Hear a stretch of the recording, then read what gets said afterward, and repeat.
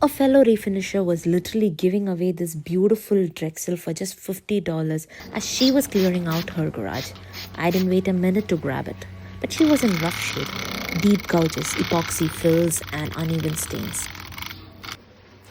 So I started with this eco-friendly stripper from Green Easy.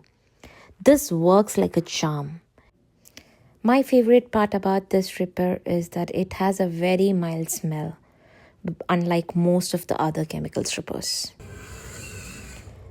This is definitely a messy process, but it's the only way to see what you're really working with under decades of old finishes.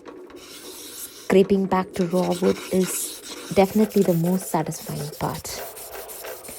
But it is also the part where you reveal all the nightmares, the previous veneer burn-throughs, and stubborn epoxy fills.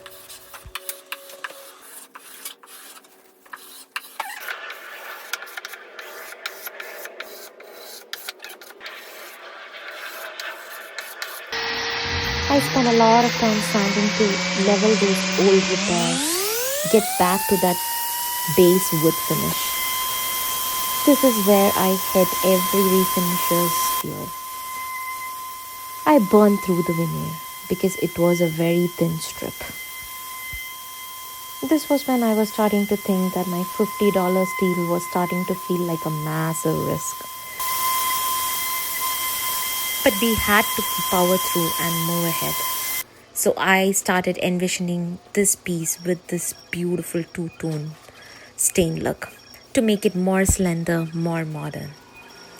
This dark walnut finish is one of my favorites easily. It looks so beautiful and it makes any piece much more modern looking. It would just beautifully blend in any of the modern interiors, making the space look even more charming and elevated.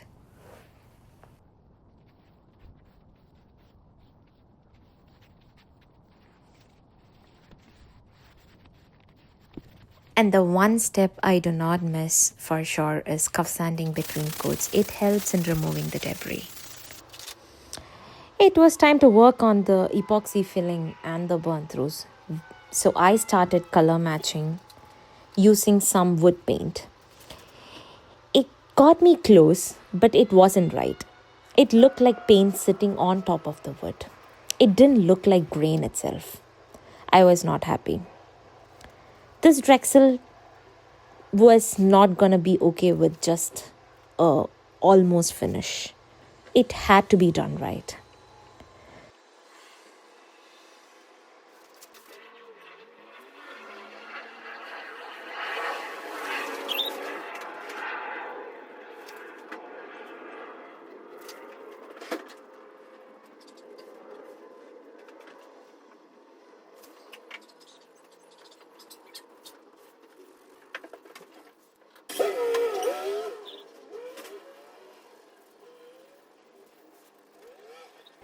So after a lot of contemplation, I splurged on Mohawk Blendal stick and toner. Even though I missed the application on camera, they were the game changer.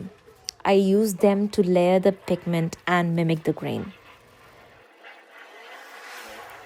Trust me, this was very much a trust the process kind of moment. After a lot of patience, ta-da! The damage is almost invisible, right?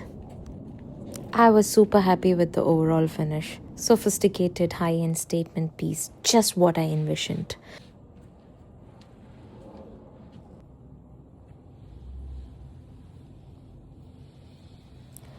I am totally obsessed with this two-tone glow-up.